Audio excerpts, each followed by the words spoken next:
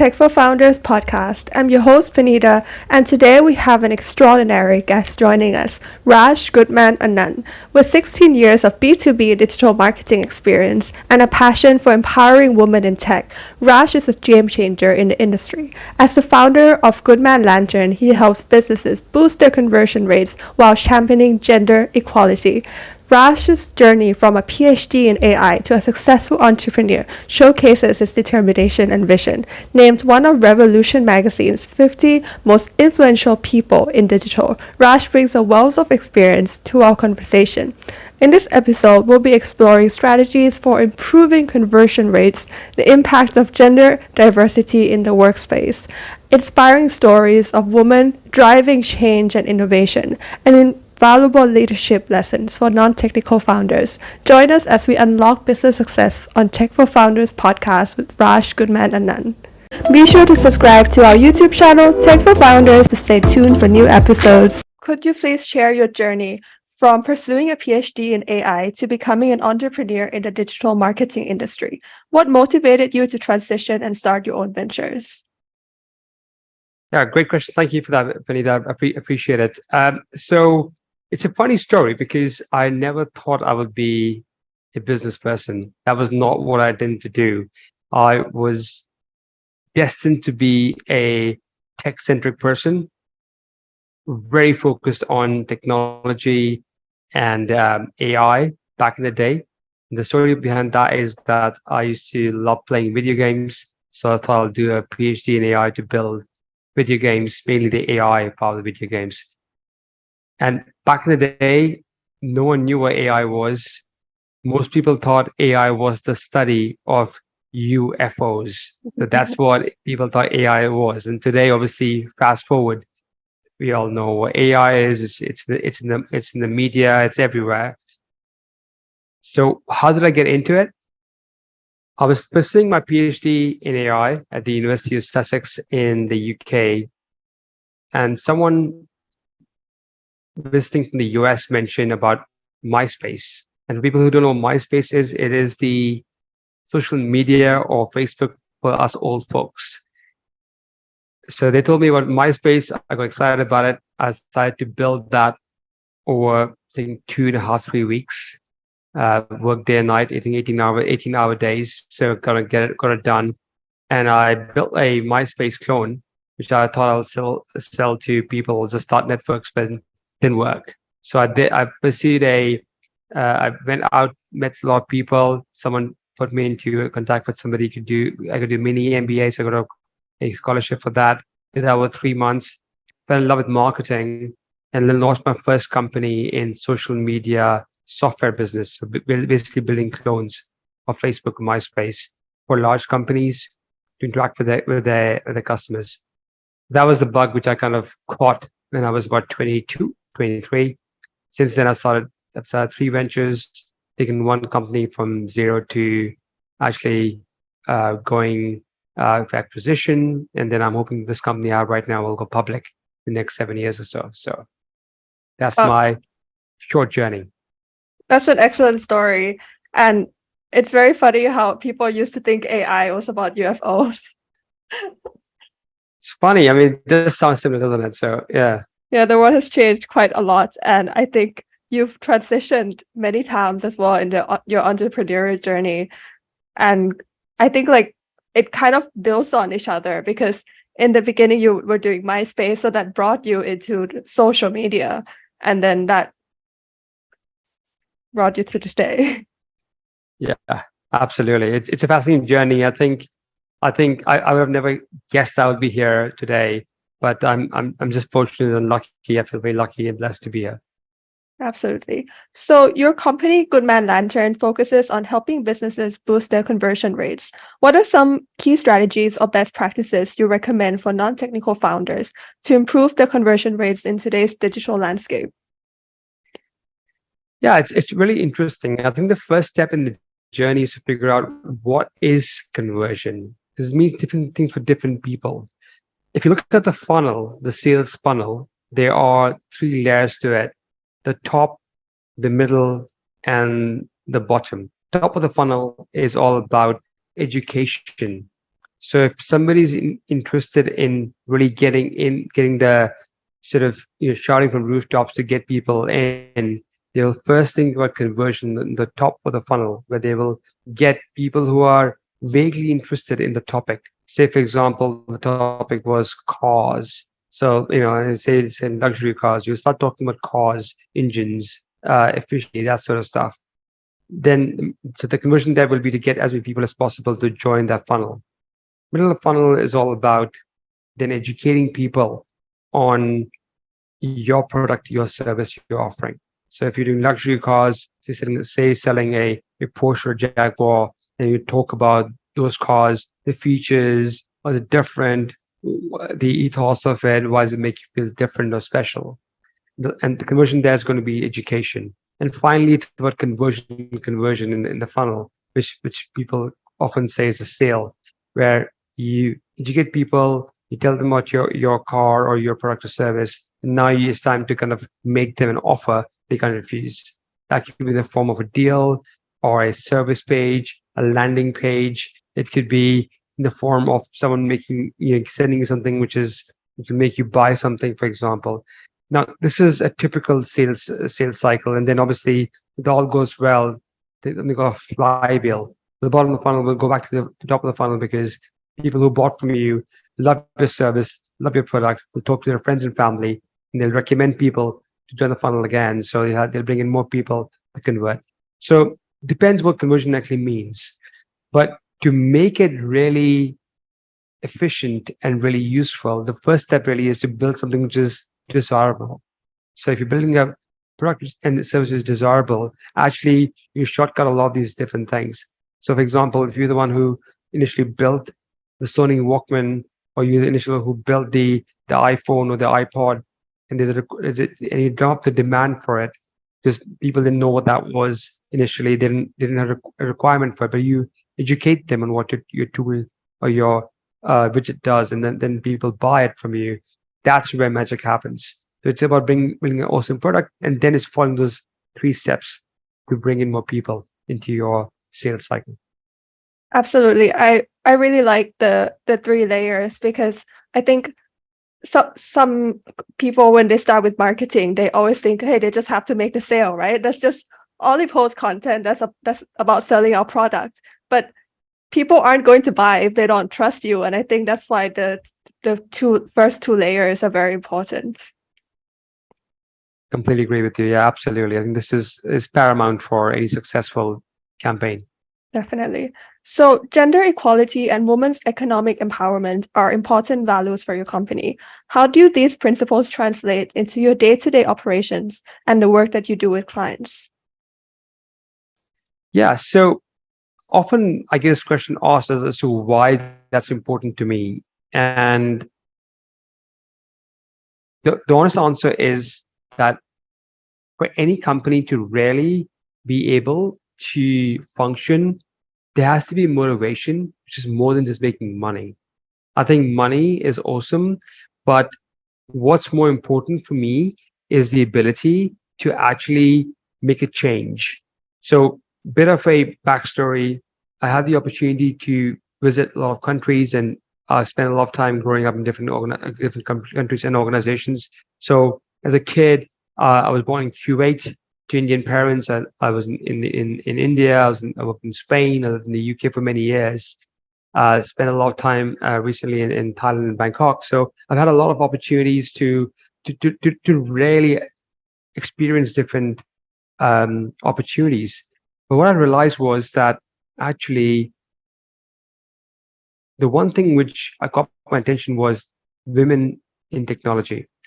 So as a kid growing up, I saw they were almost half and half women to men at STEM or sciences. We go to university, that number is 1 in 100. With the workforce, there are hardly any women in technology. And I have a daughter, and I feel, and she's not 3 years old, and when she grows up, I don't want her to come to an unimpressed society. I want it to be same opportunities for everybody. And this is my campaign, make a difference. And I want to put money where mouth is, and I feel the way to do that is to implement it in my own company. That's how I came across this mission of mine. Has become my focus, and that's why It's what keeps me up all night and wants me to work harder to achieve something big. Wow, I think that's very inspiring because I think if you if a company's only motivation is money, it's not going to be as fulfilling as doing something that can make a large scale social change. So, and I think with your personal background of having a daughter and wanting society to be equal for her, and also seeing the world with being in different countries, that really shaped you and make you want to pursue this particular issue. Completely agree with you. I think we all as business owners need to have a mission, which is more than just making money. I think that is great to make money, but it should not be the only aim. Definitely. So, with 80% of your team being women, how has this diverse composition positively impacted the work environment and the quality of your services? Are there any specific advantages or insights that come to having a gender balanced team? Absolutely. First of all, having a diverse workforce actually is if all you care about is profit, I think just to kind of mention, like diverse teams are more profitable. Now, how to bring diversity, if we're talking about women centric teams, is that in our industry, it's a very male dominated sort of entity. And actually, even having women in the organization, because we work in tech mainly, so we do tech content creation or work with high tech companies, actually bringing in the voice of women actually really helps to create a more gender neutral opportunity across the industry. Actually, so that's a very powerful thing to do, and I think that's where we kind of really add value. That's one thing. Number two, where's the advantage for Goodman Lantern as a company? The answer lies in the fact that often our clients tell us that we take great care of them when you work with them. We often spend a lot of effort and go out of our sort of requirement list to kind of help them and really facilitate their journey with Goodman Lantern. And that is a really important part. In fact, who makes it happen is our team. Our team is what makes it happen.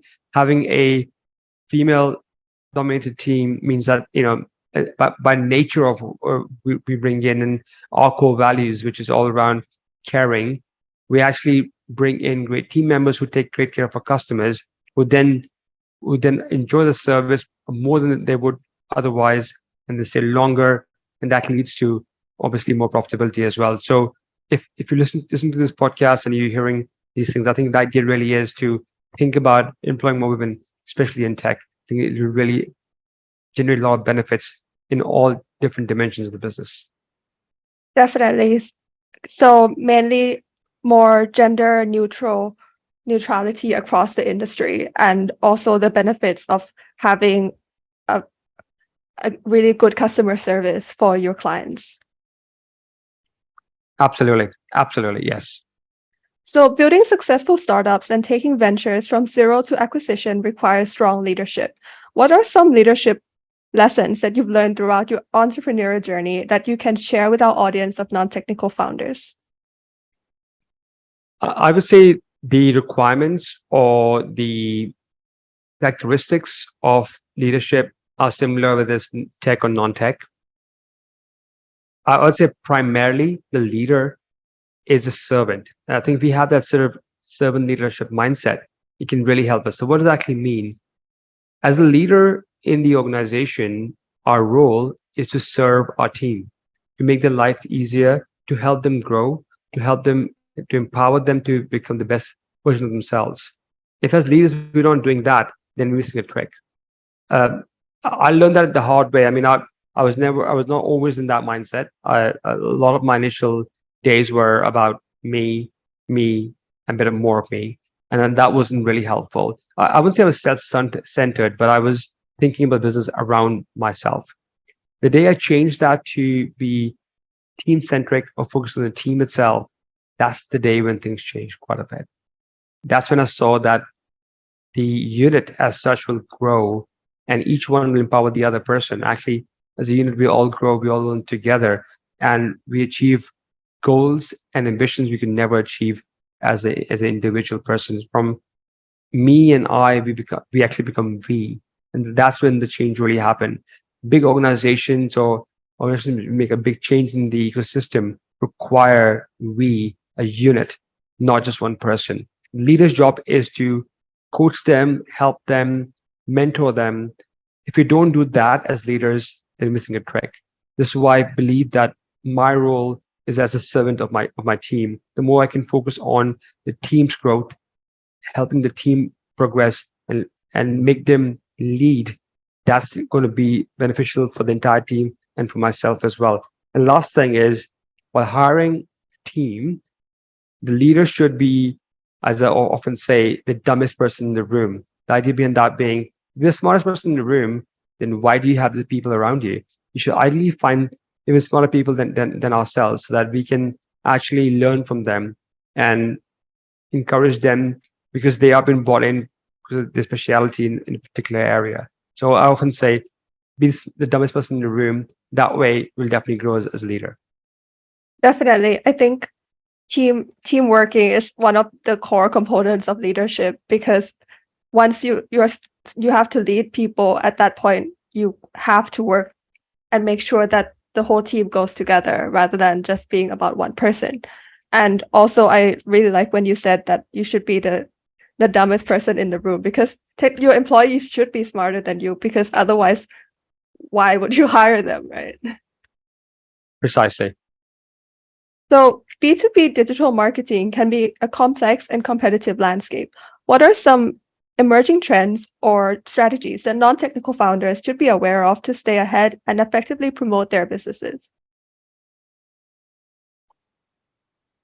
Great question. I would say every industry is a bit tricky. It's a bit competitive. I think we are entering into a very competitive era only because businesses are sort of starting, ending. If you look at the last 100 years, companies who've been like in the public zone or the top FTSE 500, or take any market cap, for example, or any top 500 companies in any country, they don't remain the same over the 100 years. They change quite a bit. I think only 10 to 30% retain, if that, their market dominance, because there are other companies coming in all the time.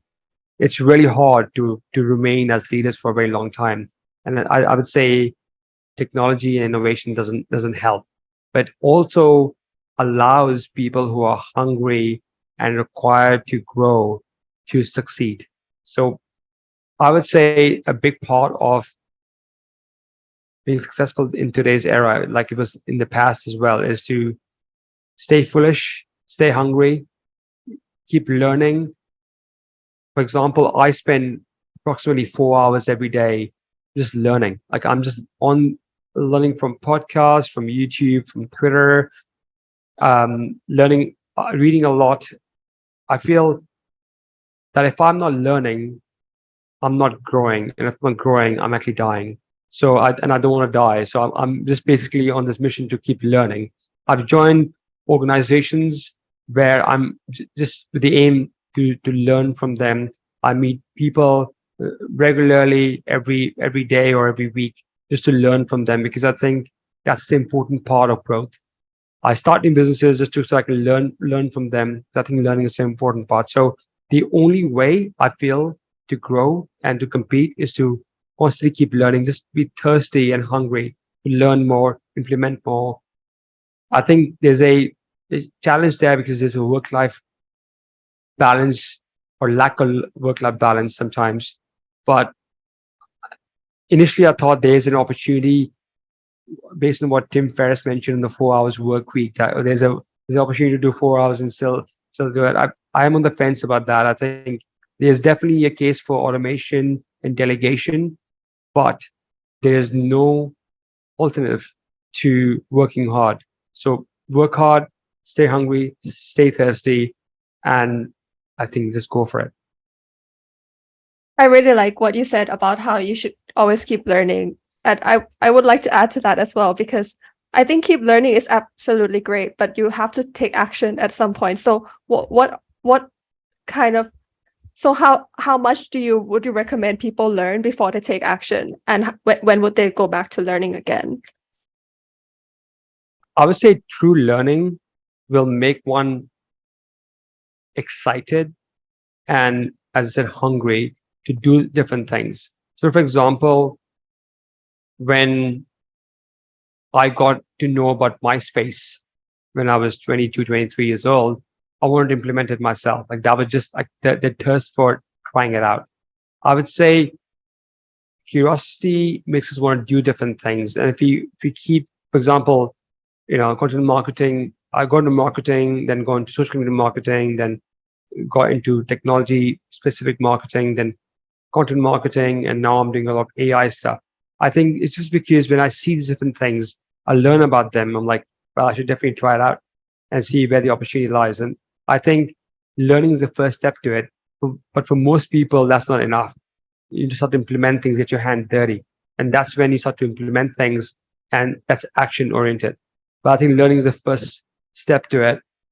And then it depends on different people. Some people use that learning and want to teach other people. Some people l- sort of learn to implement things. So that depends upon what the action might be based on the personality type as well. Definitely. I think it does depend. So, can you highlight some success stories where Goodman Lantern helps businesses achieve significant improvements in their conversion rates? What were the key factors that contributed to these successes? I mean, there's so many stories I can talk about. So just to kind of mention, Goodman Lantern is a content marketing organization. We work with high-tech companies, so the likes of manufacturing, defense, biomedical, governments, fintech, which is a big space where we work in financial technology. And amongst the customers we work with, we have a very great retention rate because obviously we add a lot of value for them. Also, we take great care of them, as I mentioned before. Several examples I can talk about. There's a lot of case studies on our website as well. One example I can think about is a group called the Easy Group. It was the EasyJet Airlines and amongst other things in the UK and in Europe. And we helped them, one of the brands called Easy Storage with growth. They came to us, they were on the, I think, ranked number 8 in storage in the UK, having not having any physical spaces where they kind of come and pick up items and drop them off. It's very hard to rank really well on Google for locations. So we created a strategy for them, implemented a strategy to help them rank for storage in different locations in the UK. And very quickly, they were on sort of about third position from number 8. That means a lot of pounds in the wallets. And it's in the back of great content, thought leadership, SEO, which is search engine optimization, understanding what is SEO, how to implement it properly, and also delivering a lot of content. I think we're doing about 100 pieces of content, 100 pages of content per month, which means that we had a massive team assigned for them, from editors, writers, SEO specialists, assistant project managers, you name it. We had a huge team for them. I think at the end of the day, success, especially in content marketing, takes time. But when you put in the right effort, the right strategy into place, and you plan it properly, execute it properly, it can just skyrocket your ability to make great visibility, thought leadership, and ultimately leads and sales. Absolutely. I think planning properly and having a good team seems very important. Indeed, I think so too. I think it's all about that, isn't it? At the end of the day, and that's true for any business, any country, any niche. Definitely. So, as an angel investor, what are some key factors you consider when evaluating startups for potential investment? Are there any specific characteristics or qualities that stand out to you? Yeah, I would say most angel investors, like myself, would say that we invest in the people more than anything else. It's about the people. You back the horse because the person who is running the show, the person not there, the company will fail. People can be replaced otherwise in the team, but the one on the top, the visionary, the entrepreneur, is super important. And we look at examples of their past and where they added value, how they grown companies. That's number one. Number two, where are they in the cycle of the current business? Do they have a proof of concept? Are they making any cash? What's their customer acquisition cost? What's their customer lifetime value? We have these different ratios and different numbers available. You can pretty quickly make a judgment on how good the opportunity is. Saying that, a lot of VCs, angel investors, also invest on the trends. So when crypto was hot, people started investing in crypto. When AI is hot, started investing in AI. It can be a bit of a fad. I think it's important to kind of distinguish the two. It's really hard to do that. Everybody has a great game and great pitch when they approach you. So it's really hard to kind of analyze. I don't think anybody can get it right all the time, but we all just use our experience and a hunch, which I think is really important when you're investing in companies to make decisions. And I would say I rely on that as well quite a bit. Absolutely. I think what you said about picking the leader is the most important thing, because they're the ones who are going to have to be there and solve problems in the company if anything goes wrong. So that's important. And also the metrics that you talked about, as well as having the experience of having looked at multiple companies and invested in them and seeing what works and what doesn't. Completely agree with you. Absolutely. So the global technology and marketing industries have seen remarkable women making an impact. Could you share some inspiring stories or examples of women in these industries who are driving change and innovation? I would say that there's so many women who are making a big impact, and like to kind of it's kind of hard to pinpoint at one person who I'd say would making the biggest impact. What I'll say is that, and my feeling is that it's not about just putting one person in pedestal and say that that's the person you should follow. I feel that any women who's making a positive change to the way we are currently behaving or we want to encourage should be rewarded. So, for example, one of the things we're doing right now is we have a thing called the superstars or the rising stars, which is basically our new campaign to encourage women in technology who are managers in tech companies. And the idea behind that is to encourage other women to follow their lead as experts in the industry. And these women are the ones who inspire other women to get into the industry. Some of them who are still studying, for example, or very young to kind of get into the market.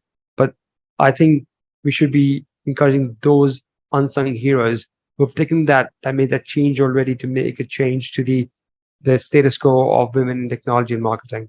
So for me, I don't like to pinpoint one person. I'd like to highlight all of them for making a positive change. I mean, for yourself, Tony, that you're making a great change by doing this podcast and talking about technology and encouraging tech, uh, non-tech founders as well. So well done to you and kudos to you. Thank you. I think, yeah, what you said about talking about not just one hero who everyone should follow, but looking at anyone who's made a jump into technology, because I think it's actually quite a difficult thing, saying myself as a woman, to move into technology, because there's not many of us who can give us advice. So I think encouraging those people and building more of them is definitely vital. Completely agree with you. I think, and my hats off to all the women who are making a change, and it's super important. I think the more we encourage them, the better it is for everybody in the ecosystem. Definitely. So finally, what advice would you give to non-technical founders who are looking to optimize their content and marketing strategies to boost their conversion rates? Are there any actionable tips or insights you can provide? I'd say the biggest thing is to keep trying different things. I would say number one is that. Number two is to keep learning. There's no way around not to learn. Like, you have to learn to kind of grow. So keep learning, stay hungry, stay foolish. Like you want to keep doing that. Number three is embrace change. It's really easy to not embrace change and continue as you have. Maybe your family business and you want to continue with your family's friends of marketing or selling. Time has come to change that, to say, well, there may be a different way to do this. Keep experimenting, keep trying different things, because the only way to learn is to actually experiment. And I am a big proponent of A/B testing. So trying A versus B, see what works better, and then if B works better, then almost say ditch A and do B. And that's something we do regularly. Every time we launch something or we want to improve something, we will always do A/B testing as part of it. If we launch a product, we do a lot of discussions and a lot of chats with prospective customers. all that is part of A/B testing, or is that part of testing and learning? So finally, just to summarize, talk to our customers, talk to our prospect people who might buy your service and product, experiment with new ideas, embrace change, and finally, stay hungry, stay foolish. Absolutely. This is excellent advice. I particularly like what you said about A/B testing, because I think once you test, you know exactly what works and you record the data and then you keep improving on that. And that is definitely like a great way to do marketing, as well as talking to users. I think you can never do anything right if you are not talking to users. Completely agree with you. I think users are the ones who want to buy stuff from you, so you need to like do as much as possible, really. There. So yeah, completely agree with you. Definitely. So we are wrapping up for today. Thank you so much for providing your insights today. Absolute pleasure, Penny. Thank you very much for your time today, and thank you for having me on the show.